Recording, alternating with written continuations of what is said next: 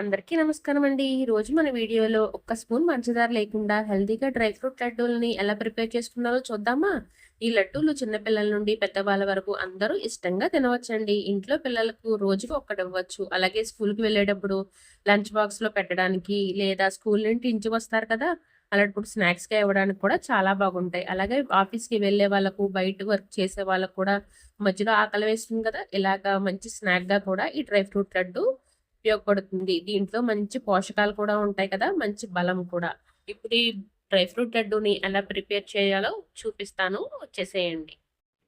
మన ఛానల్‌లో already ఖర్జూరంతో dry fruit laddu తయారు చేశానండి. ఆ లింక్‌ని డిస్క్రిప్షన్ బాక్స్‌లో ఇస్తాను. ఒకసారి చెక్ చేయండి. చూడండి.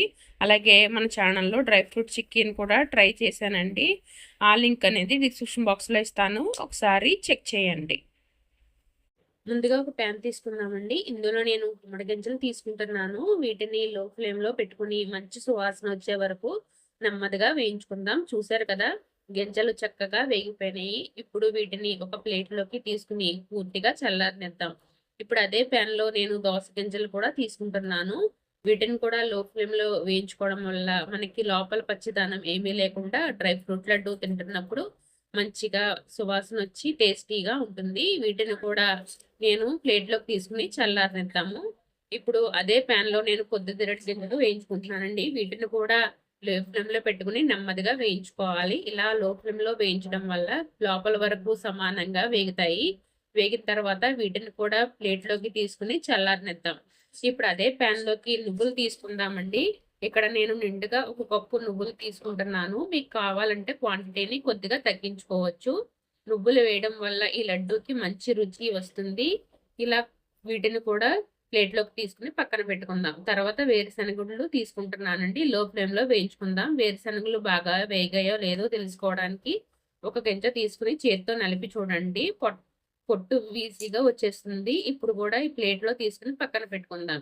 ఇప్పుడు అదే ప్యాన్‌లో నేను బాదం పప్పుని వేసుకుంటున్నాను. లో ఫ్లేమ్‌లో పెట్టుకొని నెమ్మదిగా వేయించుకుందాం. ఇలా వేయించుకోవడం వల్ల బాదం పప్పు మంచి రుచి వస్తుంది. వేగిన తర్వాత వీటిని కూడా పక్కన పెట్టేసుకుందాం. తర్వాత జీడిపప్పు కూడా లో ఫ్లేమ్‌లో పెట్టుకొని వేయించుకుందాం. చూసారు కదా! జీడిపప్పు చక్కగా రంగు వచ్చి వేగిపోయింది. ఇప్పుడు అన్ని పదార్థాలను పూర్తిగా చల్లారనిద్దాం. చూసారు కదండీ! అన్నీ మనకి వేయించుకుని అన్ని గింజలు డ్రై ఫ్రూట్ పూర్తిగా చల్లారిపోయినాయి.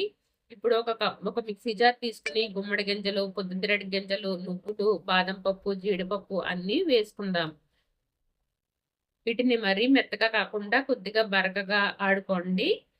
ఇలాగ కొంచెం పలుచగా ఉంటే గ్రైండ్ చేసుకుందాం. ఇలా చేస్తే లడ్డు తినేటప్పుడు మంచి టెక్స్చర్ వస్తుంది. ఇప్పుడు ఈ పౌడర్‌ని ఒక ప్లేట్‌లోకి తీసుకుందాం. తర్వాత చల్లారిన తర్వాత మనకి వేరుశనగ గుళ్ళు ఉన్నాయి కదా! అవి కూడా వేసేసుకొని ఇవి వేసేసుకుందాము.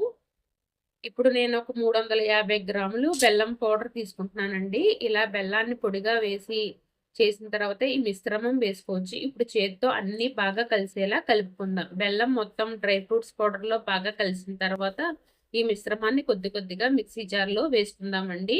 గ్రైండ్ చేసుకోవాలి. ఇలా చేసుకోవడం వల్ల ఈ బెల్లం పొడి, డ్రై ఫ్రూట్స్ పొడి అన్నీ బాగా కలిసిపోతాయి. ఇలాగ మిక్సీ ఆడుకుందాం ఇప్పుడు.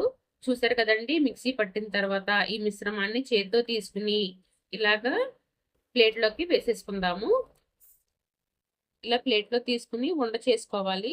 చేసుకుంటే మనకి ఉండవ్వాలనమాట. అప్పుడే మనకి బెల్లం అనేది కరెక్ట్‌గా సరిపోయిందని అర్థము. సరిగ్గా అవ్వలేదంటే మనకింకా బెల్లం పడతదని అర్థం మాట. ఇలా ఒకసారి చేసుకొని లేకపోతే ఒకసారి నోట్లో వేసుకొని టేస్ట్ చూసుకోండి.